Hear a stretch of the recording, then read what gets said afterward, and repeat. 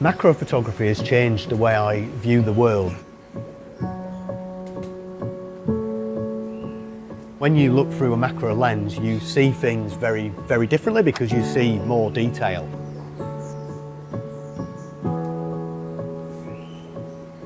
I had a rock climbing accident and I completely trashed my left ankle, which took me out of climbing and mountaineering for quite some time. All of a sudden I had this void of time where I wasn't climbing and doing mountaineering. I learnt how to use my camera properly. I spent the time at local nature reserves because I wasn't quite so mobile, and I discovered macro photography.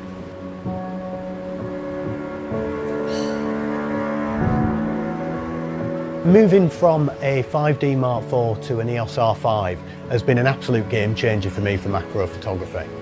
Before, we were always reliant on stabilisation within the lens, but this time the actual camera body itself has stabilisation, and it will work with any lens to give you an enhanced stabilisation, so you can get away with using even slower shutter speeds, basically hand holding. If I'm photographing things which are moving quite a lot, a tripod just isn't going to work.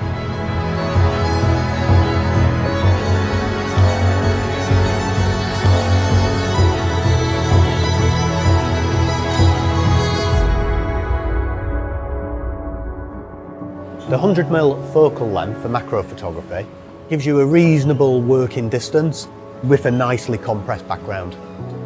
I've been using the old EF 100mm macro lens for about 10 years. The new Canon lens, the RF 100mm F2.8L macro, allows you to do things quite differently. This lens allows you to go to 1.4 times magnification. That might not sound much, but it makes a huge difference. 1:1, which was the limit of the old EF 100mm macro lens. Basically, the size of the subject you're going to get a 1:1 relationship with the sensor in the camera. 1.4 times is going to be 40% larger. When you combine that 1.4 magnification and then the resolution of an R5, it's really quite staggering. I've been photographing butterflies, where if you look at the full image, you can see that it's an abstract of a butterfly's wing.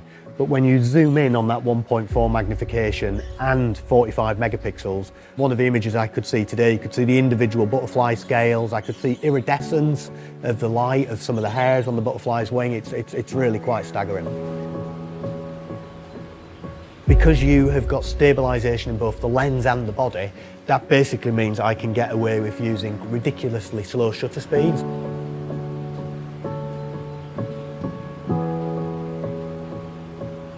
The new RF 100mm macro lens focuses super quickly.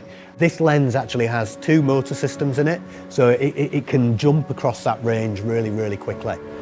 I've been photographing down to a 50th of a second at quite high magnification, which just was not possible before with the previous camera systems and the previous lenses. Another key new feature with this lens, a totally new feature, is around spherical aberration control. What this allows you to do is control the backgrounds and the foregrounds as to how in focus or soft they are. So this is going to have really exciting opportunities from a creative perspective, whether it be product photography, macro photography, or portrait photography. As you go to the extremes of the spherical aberration control as well, you could see the model's hair changing significantly.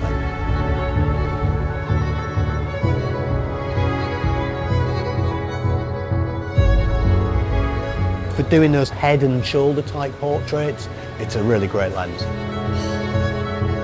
One of the things I found with photography is I am always learning, and always learning is a good place to be.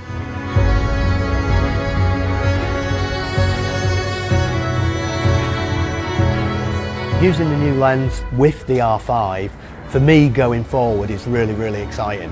So I'm going to be able to shoot in 8K at 1.4 magnification, and with this lens having the dual focus system and also a silent focusing system, the USM system, so it's ultra silent, I'm going to be able to do these macro videos which are going to be like nothing else I've been able to do before in the past.